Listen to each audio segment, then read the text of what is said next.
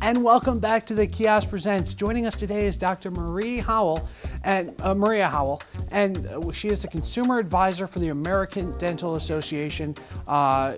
Uncontrolled diabetes is an issue and it can affect your dental health. She's joining us here to tell us more about that. Thank you so much for joining us, Maria, here on the Kiosk Presents. I'm really happy to be with you, Steve. This is a really important issue, diabetes and oral health. Now, my wife has some issues with diabetes and she's constantly getting checked for so many things. Dental health is not something that a lot of people think about.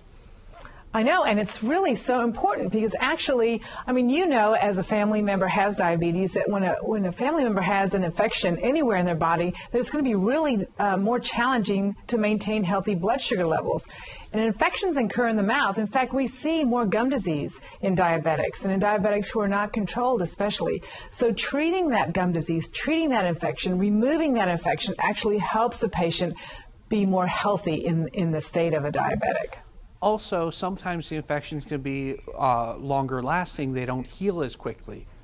Exactly. I mean, one of the problems with diabetes is that the healing process is slower. So people who have diabetes really have to be very, very diligent about keeping their mouth and gums and teeth very clean over a long term, because when they get gum disease, it is more challenging to treat. But the good news is we can treat it and we can help the patient actually maintain healthier blood sugar levels, and that's just great news.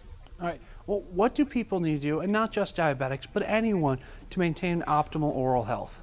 For a good dental health, brushing your teeth twice a day for 2 minutes with a toothpaste that has fluoride in it, and it's just a pea-sized amount of toothpaste. That's all you need of fluoride toothpaste. And it's for 2 minutes, and it's for a couple of reasons. One is so you can get a thorough toothbrushing, not something that's really quick. You know how your kids always just want to brush their teeth so quickly. 2 minutes is going to do a thorough job, and it's also going to allow the surface of your teeth to uptake that fluoride and make the surface harder and more resistant to tooth decay.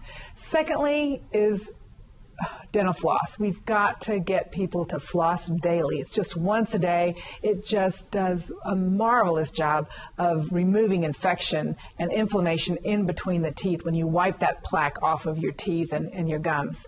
Thirdly, and this is so important for diabetics, it's really important for everyone, but a healthy and balanced diet. And a diabetic will really be consulting with their physician on how to maintain a healthy and balanced diet. But it's equally important in the prevention of tooth decay and gum disease. Very, very important. If you're healthy from the inside out, you're really going to show it in your mouth as well.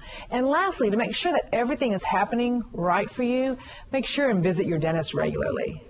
How often should people visit their dentist?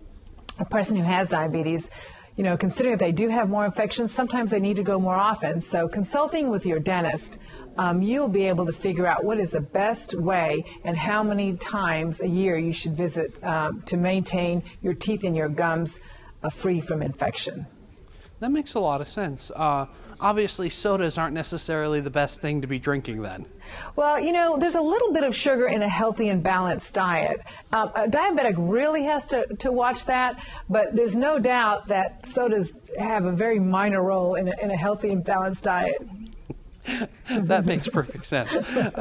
Where are some good resources that people can get more information on, specifically diabetes? I know it's Diabetes Awareness Month all throughout November, or more information in general about dental health and diabetes.